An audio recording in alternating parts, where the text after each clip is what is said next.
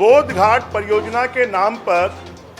ये भूपेश बघेल की सरकार खाली मगरमच्छी आंसू बहा रही है। जिस प्रकार से छत्तीसगढ़ के वनवासियों के साथ, आदिवासियों के साथ ये सरकार घोर अन्याय कर रही है, उन पर अत्याचार कर रही है, उसी प्रकार से भुलावे में रहने के लिए पहले बजट में माननीय मुख्यमंत्री जी ने और सिंचाई मंत्री जी ने कहा था इसी कार्यकाल में हम पूरा करेंगे, और आज के प्रश्न के जवाब में बोलते हैं अभी तक उसका सर्वेक्षण नहीं हुआ है। एक ऐसी एजेंसी को सर्वेक्षण का काम दिया गया है जिसने आज तक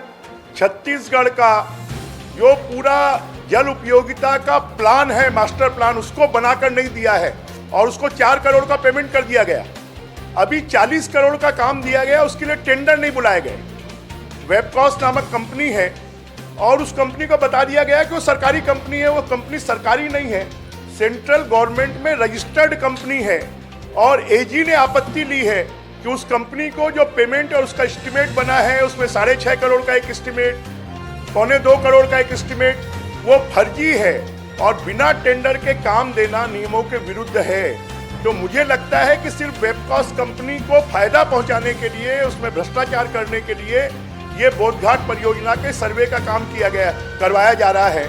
जबकि 1980 में इसका सर्वे का काम हो चुका है। उसके पूरे डाटा उपलब्ध है और ये लिखा गया है कि इसमें सिंचाई सुविधा नहीं हो सकती,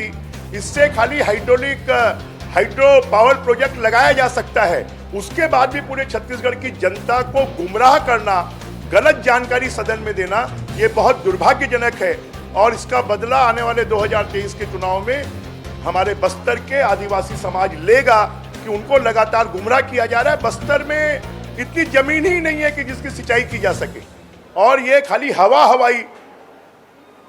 समाचार पत्रों में और मीडिया में छाने के लिए बड़ी बड़ी घोषणाएं कर देते हैं, परंतु अब तो 4.25 साल पूरा हो रहा है, अभी तक अगर सर्वे नहीं हुआ है और 8वें महीने तक सर्वे की मियाद बढ़ा रहे हैं, तो काम कब होगा? उसके लिए बजट में कोई पैसा नहीं रखा, इसलिए काम करना नहीं चाहते, खाली घोषणा करना चाहते हैं, और बोधघाट परियोजना के नाम पर पूरे बस्तर के साथ में अन्याय कर रहे हैं।